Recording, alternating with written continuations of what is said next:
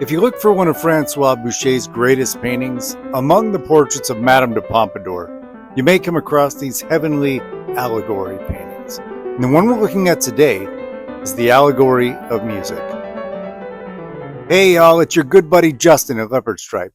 There's something about Rococo era paintings that stand out to me. When you see one, you know it. There's a sense of regal, old world, carefree abandonment with these natural elements. There's a playfulness, sometimes even hedonistic in the air about them, without the moral undertones of Baroque, shimmering and flowing pinks and blues. Today, we're looking at Boucher's 1752 buried gem, the Allegory of Music. Now, if you take it from the vast majority of art historians, with just even a morsel of a glance, they'll tell you all the ways the painting is about eroticism, hidden in windows, and frankly, that's not unique to this painting.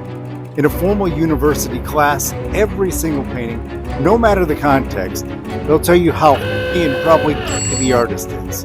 We're not going to do that here. In fact, on this channel, we're just going to make it a pretense assumption that every piece of art we look at is filled with thirst. You can just set that to the side and focus on other aspects of the artwork.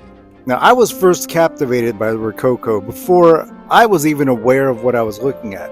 As a young boy, I can remember going to my grandparents' house, and they had a large print of the Blue Boy, Thomas Gainsborough.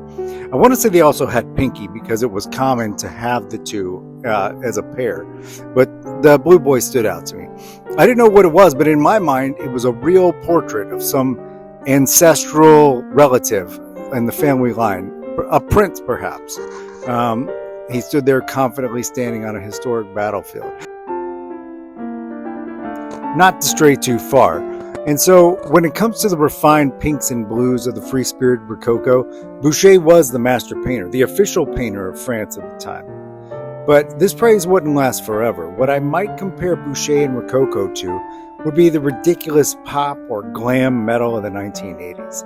Inconsequential, hedonistic, self-absorbed, and fun. Ultimately destroyed by the grit and grunge of a darker, a bit more grounded cultural drift. After all, this free artistic expression was in some ways propaganda to convince people how wonderful life in France was. For the bourgeoisie, of course it was. It was wonderful, but the tides were turning, and less than 20 years after Boucher's sudden death in 1770, the French Revolution would occur. Hardly a social climate and sentiment that would be receptive to the pastel pinks and blue depictions of frolicking sensuality and out-of-touch musings of the aristocracy. It didn't start out this way for Boucher. Look at his self-portrait from 1720 when he was 17 years old. Clear chiaroscuro and classical influence, dim, muted color, and note his expression. It's misery. He's got that life-defeated look a 90-year-old Walmart greeter has while checking your receipt. But as his career progressed, he broke out of the drab and dreary. Probably what truly drove him to the bright, flowery, over-the-top aesthetic was he created work with tapestry. He quickly rose to the head of the royal tapestry design, and it was most likely this color and the motifs of the tapestry that he translated over to painting. And bit by bit, his paintings got brighter and the blues and pinks more pronounced and richer. Gone were the looks of life-beaten Walmart greeters, and welcome were the cheeky, flirtatious smirks and gestures of the Rococo. Just contrast these cherubs to Raphael's. His cherubs, tangible, contemplative, able to handle situations. They look like they've seen some Boucher's here, on the other hand, were completely helpless. The surprised, unaware, unassuming expressions of real babies.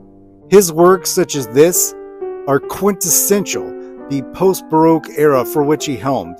The blobby, blushing pink flesh of the putti, or cherubs, they're carefree, quite literally on cloud nine. When you look up at Boucher's Allegory, or ask Grock about it, there's multiple paintings that pop up, Allegory of Music. And in fact, Grock doesn't even recognize this one. Well, our Allegory of Music here was produced in 1752, whilst the other 1764. That makes ours the original, at least when it comes to these two. But the title itself, Allegory to Music, is not at all that unique. Many works by many artists are titled allegory of music. So the name is fairly generic in that sense. There's a whole allegory type genre. This other allegory of music is paired with another Boucher, allegory of painting. Both are housed at the National Gallery of Art in Washington, D.C., so just by location alone, that allegory painting is going to have more visitors and thus a greater notoriety than ours. There's also an allegory of poetry and art and yada yada. Our allegory of music is presented in a rounded corner window frame, adding to the softness of the scene. There's nothing hard-edged about it. It's ethereal, just like music in the air, intangible. Even the beaks of the birds, they appear to be smooching, therefore softened. Even the music book has no hard backing. The skin of the cherubs, squishy and pinkened. Their positions convey weightlessness, yet relatively heavy. Relatively heavy among weightlessness might be like astronauts floating around zero gravity. On one side, there's a pink sheet. On the other, a blue one. This same pink and blue motif we find throughout the Rococo. Male and female. But what's this here? Metal lined quiver of arrows, which these cupids use to bring about love. And real love puts you in hard situations, not fainty, carefree bliss. Honestly, while the latter painting is executed more confidently, it's got an attractive woman in it, I just personally prefer this allegory of music. The simplicity of it, there's a naivete that, with my 20th century tastes, I think it's the cherubs actually. The other one, they have the facial structure and expressions of grown men. It's kind of bizarre. They're not battle hardened in the way Raphael's are, but there's just an uncanny valley effect. If you'd like to see this painting in person, you can make your way over to the North Carolina Museum of Art and check it out in the temporary collection room. You can't miss it when you go in there, and I guarantee you it's going to be one of the highlights of that wing. Tell them Leopard Stripe sent you. But the two allegories by Boucher, which do you prefer? Drop a comment, and if you enjoyed this video and want to see some more, plunk those like and subscribe buttons. Share it if you're so inclined. This is a new channel. In fact, this is my first long-form video, so that would help out immensely. Thank you for choosing to spend time with me, and come back next week for another video. Until then, get some sun, touch some grass, and find the art in everything.